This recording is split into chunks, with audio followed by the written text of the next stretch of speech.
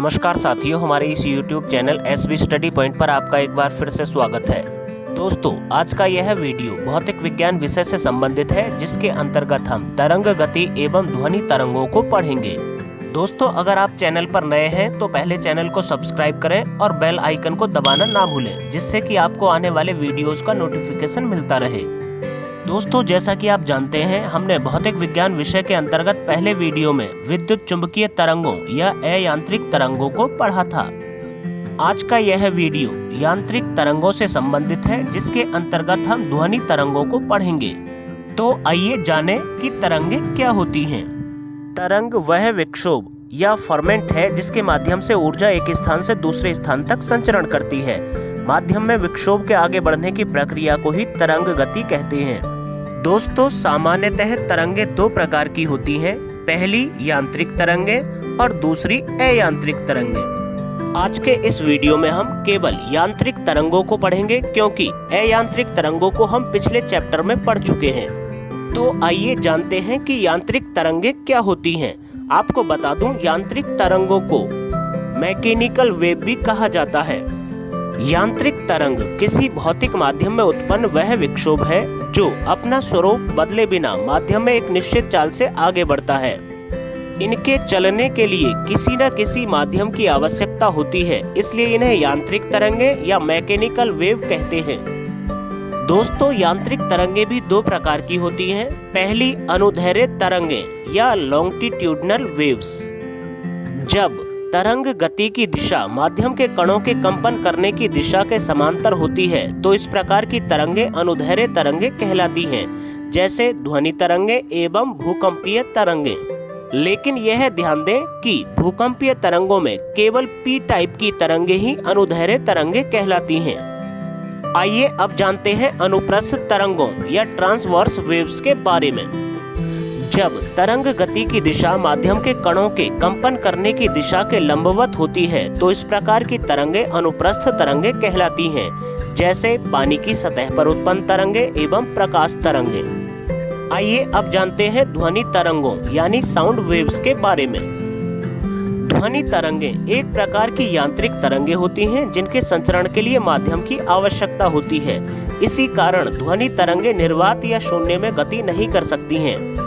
ध्वनि की चाल ठोसों में सबसे अधिक तथा गैसों में सबसे कम होती है, जबकि निर्वात में शून्य होती है। दोस्तों, पहले प्रतिध्वनि यानी इको साउंड को जानते हैं, उसके बाद हम ध्वनि से संबंधित अन्य तथ्यों के बारे में जानेंगे। दोस्तों, प्रतिध्वनि ध्वनि के परावर्तन का परिणाम है। प्रतिध्वनि सुनने के लिए श्रोता एवं परावर्तक तल के बीच की दूरी 16.5 मीटर या 17 मीटर होनी चाहिए। यह ध्वनि 1/10 सेकंड में वापस लौट आनी चाहिए, तभी कोई श्रोता इको साउंड प्राप्त कर सकता है। ध्वनि अथवा यांत्रिक तरंगें आवृत्ति के आधार पर 3 प्रकार की होती हैं। पहली, श्रव्य तरंगें या ऑडिबल वेव्स। ऐसी तरंगें जिनकी आवृत्ति 20 से 20,000 हर्ट्ज तक होती है, उन्हें श्रव्य तरंगें कहते हैं। इस आवृत्ति के मध्य की ध्वनि को आसानी से सुना जा सकता है। दूसरे प्रकार की ध्वनि तरंगें हैं अवश्रव्य तरंगें या इंफ्रासाउंड वेव्स। दोस्तों, ऐसी तरंगें जिनकी आवृत्ति 20 हर्ट्ज से कम होती है, उन्हें अवश्रव्य तरंगें कहते हैं। इनकी आवृत्ति कम होने के कारण इन्हें साधारण कानों द्वारा नहीं सुना जा सकता है। आइए अब जानते हैं तीसरे प्रकार की ध्वनि तरंगों को, जिन्हें पराश्रव्य तरंगें या अल्ट्रासाउंड वेव्स कहते हैं। ऐसी तरंगें जिनकी आवृत्ति 20,000 हर्ट्ज से ज्यादा होती है, उन्हें पराश्रव्य तरंगें कहते हैं।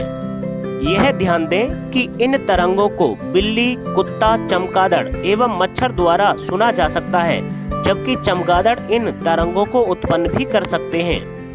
आइए अब जानते हैं पराश्रव्य तरंगों के उपयोगों के बारे में। दोस्तों, वर्तमान समय में पराश्रव्य तरंगों का बहुत ही विस्तृत मात्रा में उपयोग किया जाता है। इनका उपयोग संकेत भेजने में, समुद्र की गहराई का पता लगाने में, वायुयान व घड़ियों के पुर्जे साफ करने में, दूध में जीवाणुओं को मारने में, गठिया रोग के इलाज में, मस्तिष्क ट्यूमर का पता लगाने में, सोनार में समुद्री चीजों को ढूंढने एवं सोनोग्राफी में किया जाता है। दोस्तों, सोनोग्राफी वह प्रक्रिया है जिसके द्वारा गर्भ में पल रहे शिशु की स्थिति को देखा जा सकता है। आइए अब जानते हैं ध्वनि की चाल के बारे में। सामान्य ताप दाब पर वायु में ध्वनि की चाल लगभग 332 मीटर प्रति सेकंड होती है। ध्वनि का वेग प्रत्यास्था, घनत्व व ताप पर निर्भर करता है। इनके बढ़ने या घटने पर ध्वनि का वेग भी बढ़ या घट जाता है। इसी कारण ध्वनि की चाल अलग अलग माध्यमों में अलग अलग होती है। यह ध्यान दें, शुष्क वायु में 20 डिग्री सेंटीग्रेड या 68 डिग्री फ़ारेनहाइट पर ध्वनि का वेग 343 मीटर प्रति सेकंड होता है। और यह भी ध्यान दें कि नमकीन जल में ध्वनि का वेग लगभग 1500 मीटर प्रति सेकंड, जबकि शुद्ध जल में लगभग 1435 मीटर प्रति सेकंड होता है। अर्थात यह कहा जा सकता है कि नमकीन जल में शुद्ध जल की अपेक्षा ध्वनि की चाल अधिक होती है। दोस्तों, जैसा कि हम जानते हैं कि ध्वनि की चाल ठोसों में सर्वाधिक होती है, इसलिए इस्पात में ध्वनि का वेग लगभग 5148 मीटर प्रति सेकंड होता है। और यह भी देखें कि शुष्क वायु की अपेक्षा नम वायु में ध्वनि का वेग अधिक होता है, इसलिए गीले मौसम में हमें ज्यादा आवाजें सुनाई देती हैं। चंद्रमा का पलायन वेग बहुत कम होने के कारण वहां वायुमंडल अनुपस्थित है, जिस कारण वहां दो व्यक्ति एक दूसरे की बातचीत नहीं सुन सकते हैं, क्योंकि ध्वनि का गमन बिना वायु या माध्यम के नहीं हो सकता। दोस्तों, संगीत कक्ष की दीवारें एवं छतें नम पदार्थों जैसे फाइबर, ग्लास एवं थर्माकोल से लेपित की जाती हैं, ताकि दीवारें ध्वनि को अवशोषित कर लें और प्रतिध्वनि उत्पन्न न हो, क्योंकि प्रतिध्वनि उत्पन्न होने से साउंड डबल हो जाएगी, जिससे श्रोता संगीत का आनंद नहीं ले सकते। हृदय अवश्रव्य आवृत्ति पर कंपन करता है, जिस कारण इसे सुनने के लिए स्टेथोस्कोप की मदद लेनी पड़ती है। आइए अब जानते हैं कि ध्वनि की तीव्रता का मापन किस प्रकार किया जाता है। वातावरण में ध्वनि की तीव्रता का मापन डेसिबल में किया जाता है। विश्व स्वास्थ्य संगठन द्वारा निर्धारित सुरक्षित ध्वनि का स्तर 45 डेसिबल है, अर्थात 45 डेसिबल की ध्वनि आम बातचीत के लिए सबसे बेहतर है। आइए अब कुछ माध्यमों में ध्वनि का स्तर जान लेते हैं। फुसफुसाहट का स्तर 15 से 20 डेसिबल, साधारण बातचीत का स्तर 30 से 60 डेसिबल, गुस्से में बातचीत का स्तर 70 से 80 डेसिबल, ट्रक व मोटर वाहन का स्तर 90 से 95 डेसिबल, यंत्र कारखाने की ध्वनि का स्तर 100 से 110 डेसिबल, ऑर्केस्ट्रा की ध्वनि का स्तर 110 से 120 डेसिबल, जबकि जेट विमानों का स्तर सर्वाधिक 140 से 150 डेसिबल तक होता है। यहाँ यह समझा जा सकता है कि जैसे जैसे ध्वनि का स्तर बढ़ता है, वैसे ही ध्वनि हमारे कानों के लिए असुरक्षित होती चली जाती है। यह ध्यान दें कि 80 डेसिबल से अधिक तीव्रता की ध्वनि को शोर कहा जाता है, जबकि 90 डेसिबल किसी शोर को सहन करने की अधिकतम सीमा है। या यह कहा जा सकता है कि 90 डेसिबल से अधिक तीव्रता की ध्वनि कानों के लिए असुरक्षित है। ध्वनि का मोटा अथवा पतला होना ध्वनि के तारतम्य यानी उसकी पिच पर निर्भर करता है। स्त्रियों की आवाज का तारतम्य पुरुषों की आवाज की अपेक्षा अधिक होता है, इसलिए स्त्रियों की आवाज पुरुषों की अपेक्षा तीखी एवं पतली होती है। दोस्तों, ध्वनि की पहचान ध्वनि की गुणता यानी उसकी क्वालिटी के आधार पर की जा सकती है। आइए अब जानते हैं ग्रीन मफलर शब्द को। यह शब्द पिछली कई परीक्षाओं में बार बार पूछा जा चुका है। दोस्तों, ग्रीन मफलर शब्द का संबंध ध्वनि प्रदूषण से है। इसके तहत उच्च शोर वाले इलाकों में खाली स्थानों पर सड़कों के किनारे वृक्ष लगाए जाते हैं, क्योंकि वृक्ष ध्वनि तरंगों के अच्छे अवशोषक होते हैं। दोस्तों, जैसा कि हम जानते हैं कि ध्वनि तरंगों एवं प्रकाश तरंगों की चाल में बहुत अंतर होता है, इसीलिए टेलीविजन में ध्वनि एवं चित्रों को एक साथ सुनने व देख पाने के लिए एक तकनीक का प्रयोग किया जाता है, जिसे आवृत्ति आरोपण यानी फ्रीक्वेंसी इम्प्लांटेशन कहते हैं, जिस कारण हम ध्वनि एवं चित्रों को एक साथ सुन व देख पाते हैं।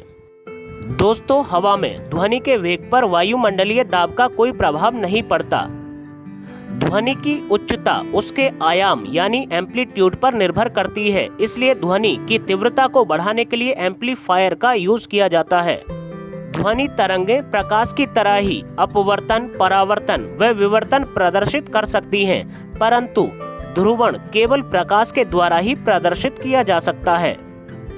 हम माइक्रोफोन द्वारा ध्वनि ऊर्जा को विद्युत ऊर्जा में बदल सकते हैं। यह विद्युत चुंबकीय प्रेरण के सिद्धांत पर आधारित है। माइक्रोफोन की खोज 1876 में एमिली बर्नर के द्वारा की गई थी। यह ध्यान दें, दूरदर्शन एवं रेडियो प्रसारण में ध्वनि संचरण के लिए आवृत्ति मॉड्यूलन एवं चित्र प्रसारण के लिए आयाम मॉड्यूलन का प्रयोग किया जाता है।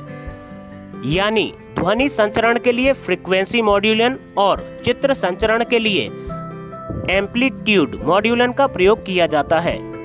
आइए अब जानते हैं कि स्पंद यानी पल्स क्या है। किसी माध्यम में एक बिंदु से दूसरे बिंदु तक जाने वाले विक्षोभ को स्पंद या पल्स कहते हैं, जिसका प्रयोग वर्तमान समय में डिजिटल सिग्नल प्राप्त करने के लिए किया जाता है। आइए अब देखते हैं सबसे इम्पोर्टेंट क्वेश्चन, डॉपलर प्रभाव को यानी डॉपलर इफेक्ट को। ध्वनि स्रोत एवं श्रोता के बीच गति के कारण किसी तरंग की आवृत्ति बदली हुई सी प्रतीत होती है। इस प्रकार आवृत्ति के बदलने की प्रक्रिया को डॉपलर प्रभाव कहते हैं। डॉपलर प्रभाव की खोज ऑस्ट्रिया के वैज्ञानिक क्रिश्चियन जॉन डॉपलर के द्वारा की गई थी। आइए अब देखें डॉपलर प्रभाव के दैनिक जीवन में अनुप्रयोगों को। इसका प्रयोग वाहनों की गति मापने, चिकित्सा में, वायुयान की गति को मापने एवं सूर्य एवं तारों के वेग मापन में किया जाता है। आइए अब देखते हैं कि अनुनाद यानी रेजोनेंस क्या है। कुछ तंत्रों की प्रवृत्ति ऐसी होती है कि वह कुछ आवृत्तियों पर बहुत अधिक आयाम के साथ दोलन करते हैं। यह स्थिति अनुनाद कहलाती है। झूला, रेडियो एवं दूरदर्शन, लेजर, संगीत यंत्र एवं यांत्रिक घड़ियां अनुनाद पर ही कार्य करती हैं। यह ध्यान दें कि क्रिस्टलीय कांच का गिलास अपनी प्राकृतिक आवृत्ति के संगीत के संपर्क में आने पर टूट जाता है। यह ध्यान दें कि नाव में बैठे हुए दो व्यक्तियों की बातचीत दूर तक सुनाई देती है, क्योंकि जल का तल ध्वनि का अच्छा परावर्तक होता है। आपको बता दें कि ध्वनि तरंगें एकविमीय, द्विविमीय एवं त्रिविमीय हो सकती हैं। आपको बता दें सुपरसोनिक स्पीड को मैक के द्वारा मापा जाता है। एक मैक का मान ध्वनि या वायु की चाल के बराबर होता है। दोस्तों आज के लिए इतना ही। वीडियो कैसा लगा हमें कमेंट बॉक्स में बताएं और ऐसे ही महत्वपूर्ण जानकारियों के लिए हमारे चैनल पर बने रहें। अगर अभी तक भी हमारे चैनल को आपने सब्सक्राइब नहीं किया है तो पहले चैनल को सब्सक्राइब करें और दोस्तों के साथ शेयर करना ना भूलें। अगली वीडियो तक के लिए आप अपना ख्याल रखिए, स्वस्थ रहिए। फिर मिलते हैं किसी नए विषय के साथ। तब तक के लिए थैंक यू सो मच।